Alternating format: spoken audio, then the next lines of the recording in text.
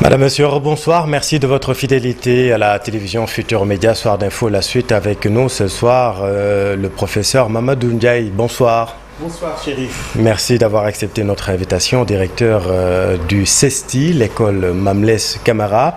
Le conseil académique de l'UCAD s'est réuni mercredi dernier. Les cours en distanciel seront maintenus jusqu'à la fin du mois de novembre en attendant les propositions de scénarii de reprise en présentiel.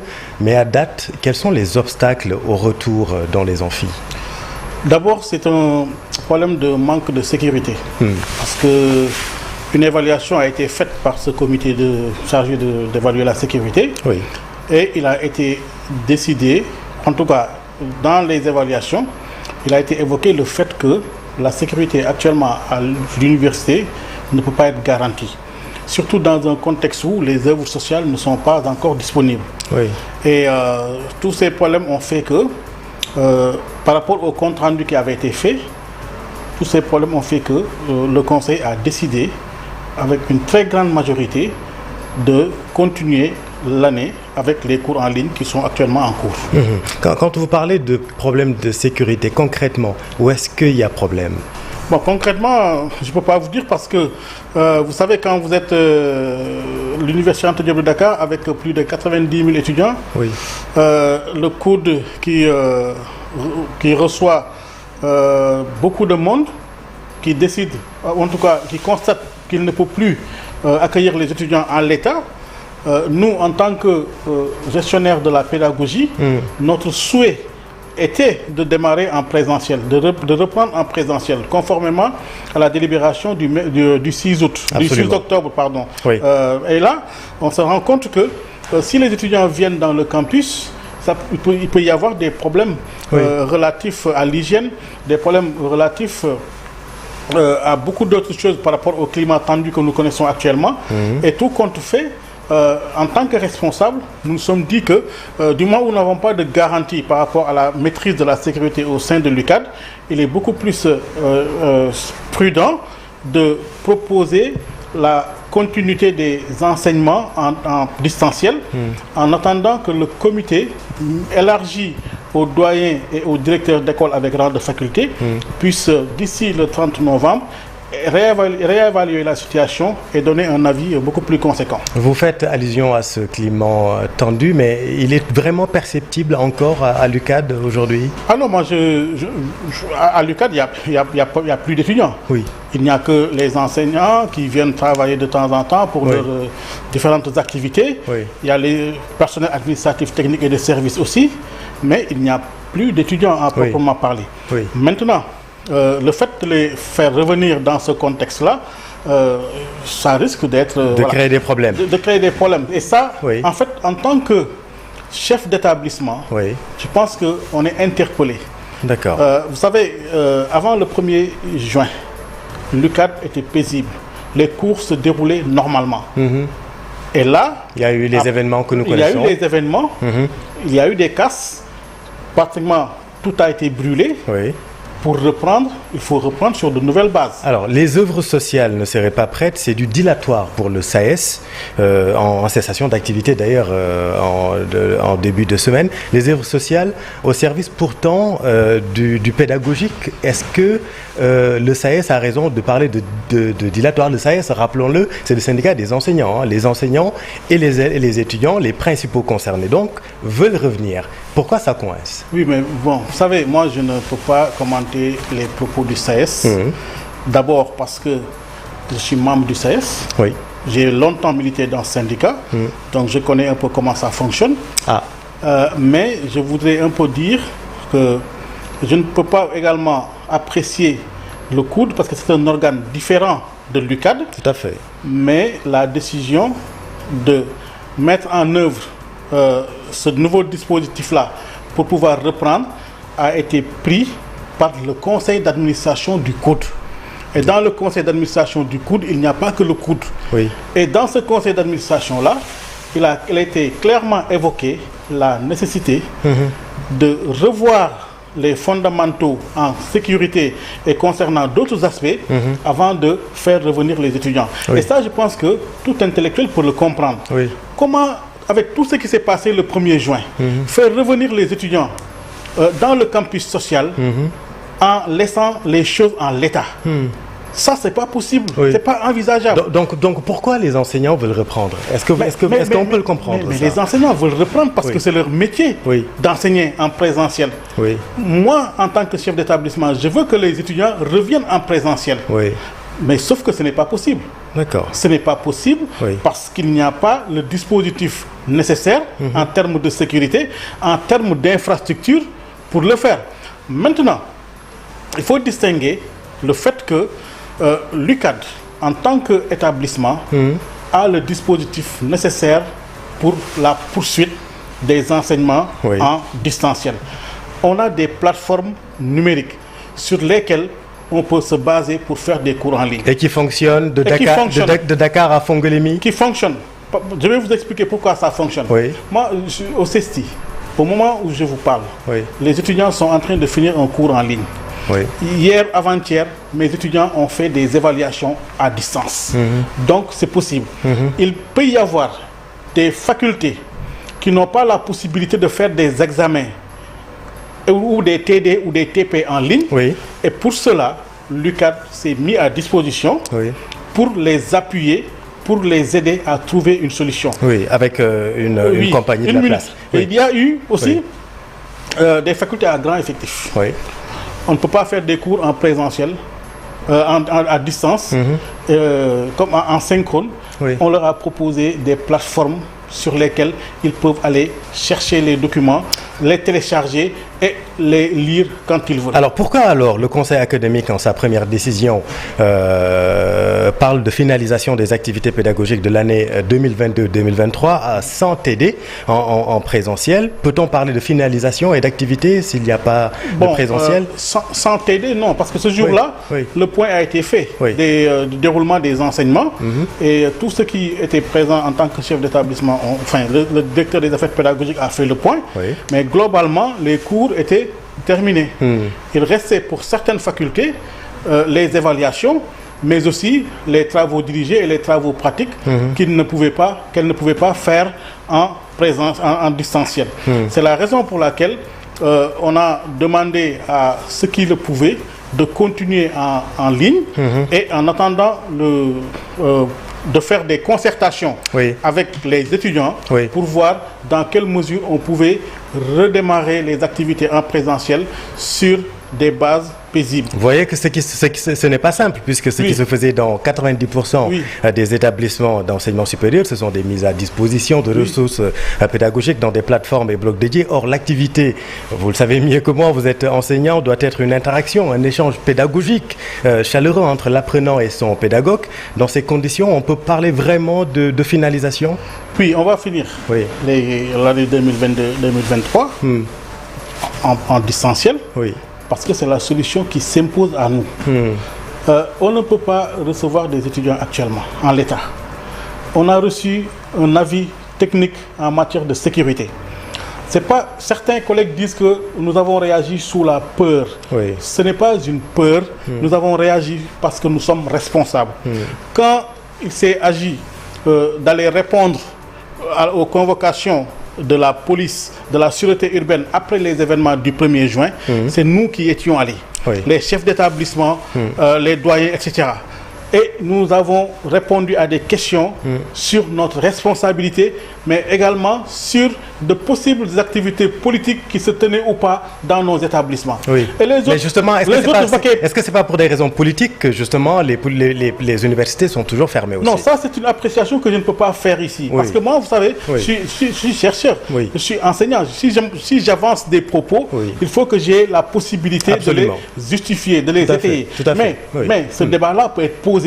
Mais moi, en tout cas, je ne peux pas abonder dans ce sens-là, parce que quand vous voyez, en tout cas, les instances autour desquelles ces décisions-là ont été prises, les arguments que les autorités nous ont donnés, ce sont des arguments relatifs à la sécurité, des arguments relatifs à la prise en charge du social, mais aussi des arguments relatifs au fait que l'UCAD a le dispositif numérique nécessaire pour continuer les cours en distanciel, pour accompagner tous ceux qui veulent le faire en distanciel. Maintenant, il faut vraiment, même s'il y a des éléments, il y a des étudiants qui se plaignent. Hein, vous regardez ça. Mais vous savez, ça ne fonctionne pas comme ça devrait. Oui. Il y a des problèmes, je vous ai dit tout à l'heure. Oui. Tout n'est pas rose, mais globalement, ça se passe bien. Il y a des étudiants qui... je reviens le mardi dernier. Oui. J'étais à Kabakoto, à côté de Paoskoto. Oui. J'ai rencontré un étudiant de deuxième année. Un étudiant de deuxième année à la faculté de médecine. Je lui ai demandé comme ça pour savoir comment se passent les cours en ligne. Il m'a dit, nous avons dans la plateforme tous les PDF, toutes les ressources dont nous avons besoin.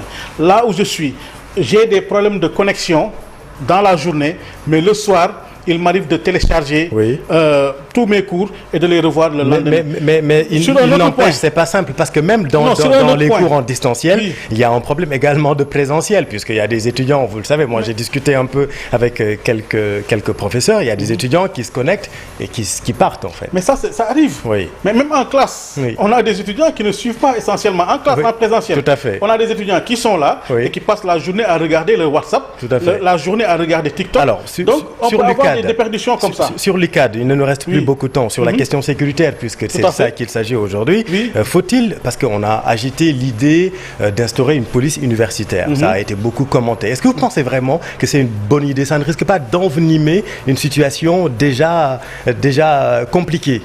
Oui, vous savez, cette situation-là, c'est pas nous qui l'avons créée. L'UCAD, vous savez, il faut toujours... la crise doit être une opportunité. Absolument. Et à partir de cette crise du 1er juin... Chaque polémique est un renouvellement. Tout à fait. À partir de cette crise-là, le conseil académique s'est réuni et pratiquement nous étions tous dans la salle. Nous avions tous donné au recteur l'onction de faire appel à la police. Et cette police-là, elle est préventive. Mais on ne parle pas de la police administrative qui devrait peut-être arriver bientôt. Ça, c'est pour le présentiel là, actuellement, d'essayer de sauvegarder ce qui peut l'être, d'assurer aussi la sécurité, mais ce n'est pas une sécurité en tant que telle qui pourrait gérer la présence de 90 000 étudiants dans le campus. Si vous allez vers ce cheminement, est-ce qu'il ne faudrait pas alors révisiter la loi 94/79 relative justement aux franchises universitaires et libertés universitaires? Bon, moi, je ne suis pas habilité à le faire. Vous savez, cette loi, elle est historique. Absolument. Elle était mise en œuvre dans un contexte bien précis. Et je veux dire qu'au moment où il faudrait peut-être la réviser, toute la communauté va le faire.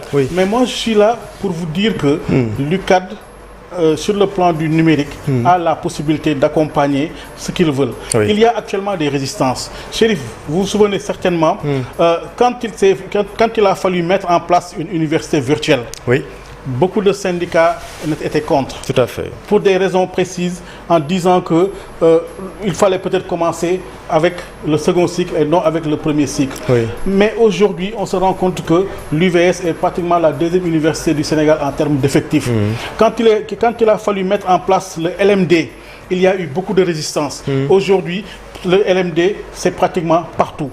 Et nous, en tant qu'enseignants, par rapport au numérique, même chez nous au CESTI, tout le monde n'était pas d'accord pour aller sur le numérique. Mais aujourd'hui, tout se fait entièrement au numérique. Et je vais vous donner mais ça doit rester une option quand même. Mais c'est une option. C'est une option. Et non pas la norme. Non, dans tous les textes, ça aussi il faut qu'on se le dise. Dans tous les textes du LMD, il est écrit que les enseignements se font en présentiel et ou à distance. Ça veut dire que c'est intégré dans les textes. Dans les textes, d'accord. Et nous, au niveau de l'université, la DISI, qui accompagne la politique informatique de l'UCAD, déjà met en place beaucoup de ressources, beaucoup de supports. Je vous donne une information. Allez-y. Aujourd'hui, j'ai été réélu directeur du CESTI et l'élection s'est faite en ligne. Toutes nos félicitations. Merci. Ça veut dire qu'on a les ressources pour faire des choses quand même assez novatrices avec les technologies de l'information et de la communication. Alors, le numérique n'est pas une option. Il nous faut résolument aller vers cela. Tout à fait. De toute façon, c'est quelque chose qui avance avec ou sans l'aide des humains. Alors, au vu de la situation, y a-t-il pas un risque quand même de chevauchement des années, voire une invalidation même de cette année en cours? Mais vous voyez, de la situation incertaine. Oui, mais regardez, aujourd'hui, qu'est-ce qu'on fait? est-ce qu'on va dire aux jeunes restez chez vous? Oui. On déclare l'année blanche parce qu'on ne peut pas venir en présentiel. Donc, vous voyez, les cours en ligne, c'est une solution. Oui. Moi, dans ma carrière, j'ai raté 2 années. Une année invalidée, une année blanche. Oui. Et pourquoi? Parce que ces possibilités-là n'existaient pas. Oui. Si ces possibilités-là existaient, on aurait pu rattraper ces années-là. Oui. Ces jeunes-là qui ne peuvent pas venir faire des cours en présentiel, Oui. nous-mêmes, en tant que chef d'établissement ou en tant qu'enseignant, on doit sauver ce qui peut l'être. Et parmi ces jeunes dont vous parlez, professeur Mamadou Ndiaye, il y a ces nouveaux bacheliers qui nous regardent ce soir avec leurs parents certainement. Qu'est-ce que vous avez envie de leur dire, qui n'ont jamais humé l'air des universités depuis l'obtention de leur diplôme? C'est quand même triste. Et est-ce qu'ils ne sont pas une génération sacrifiée? D'habitude, ils venaient un peu plus tard. Hein? Oui. À part les écoles qui recrutent sur concours et la faculté de médecine, tous les bacheliers, ces dernières années encore, en tout cas, venaient à l'université un peu plus tard. Mais la situation aujourd'hui, elle est incertaine. Non, un peu plus tard. Maintenant, ils ont été, le ministère de l'Enseignement supérieur a décidé d'orienter les étudiants un peu plus tôt. Absolument. Donc, ils connaissent leurs orientations. Je vois que, au niveau du dispositif de l'UCAD, on est en train de mettre en place des cours transversaux pour pouvoir les intégrer, leur donner des compétences en attendant leur retour au sein de l'UCAD. Physique. C'est une période de crise. Nous sommes dans une situation de difficulté aiguë et il faut qu'on trouve des solutions. On ne peut pas être dans la résistance tout le temps parce que la technologie nous aide à surmonter certains problèmes. Oui. Et là, moi je fais un appel à toute la communauté. Oui. Nous devons résolument aller vers le numérique en prenant ce qui est bon. Il y a des facultés, c'est vrai. Il y a des instituts qui ont des difficultés pour mettre en place des évaluations, des TD, des TP en distanciel. Mais l'UCAD et la technologie est là pour rendre ça. La technologie est là, vous avez parfaitement raison, même si encore une fois il y a une fracture numérique qu'on ne peut pas non plus ignorer. Il y a encore des zones blanches au Sénégal. C'est très bien de chanter les louanges du numérique, mais ça aussi c'est une donne qu'il ne faut pas oublier, Mamadou Ndiaye. Oui, mais vous savez, dans le Sénégal, sur le plan de la technologie, sur le plan du taux de pénétration, nous sommes quand même en avance par rapport à d'autres pays. Oui. Beaucoup de pays. Oui. Et honnêtement, par rapport à ce qui se fait ailleurs, parce que moi j'ai souvent l'habitude de faire du benchmarking, de voyager, de voir ce qui se fait dans les autres écoles de journalisme, dans les autres établissements, mais en matière de connexion, en matière d'utilisation du numérique, en matière du journalisme numérique, en matière de tout ce qui est utilisation de l'intelligence artificielle, on a la possibilité de traiter d'égal à égal avec l'Occident. Et là, je pense que c'est une occasion de le faire. Il ne faut pas que, parce que nous avons des difficultés pour manier certaines applications, on rejette les cours à distance, on rejette tout ce qui ne peut pas nous permettre d'aller plus vite. Voilà, je pense qu'il faut qu'on essaye de nous ouvrir à la technologie, Absolument. de nous ouvrir au numérique pour que notre université soit encore davantage compétitive. Alors, 2 questions concernant le CESTI Mamles Camara. Vous le rappelez tout à l'heure, vous venez d'être réélu donc directeur du CESTI en ligne, comme vous l'avez précisé. Alors, juste la première question, c'est le CESTI, justement, a payé un lourd tribut lors de ces événements de juin 2023. Le traumatisme est passé?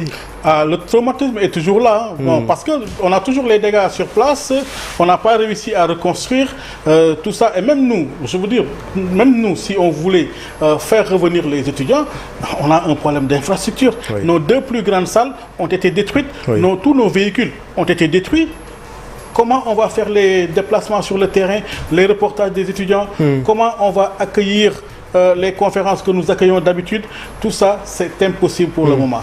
Et là, chaque fois que nous avons une activité, nous la développons en ligne. Nous avons fait une réunion avec un partenaire de l'OIF. Cette réunion, on l'a fait en ligne. On développe des formations, on va chercher d'autres sites pour pouvoir le faire.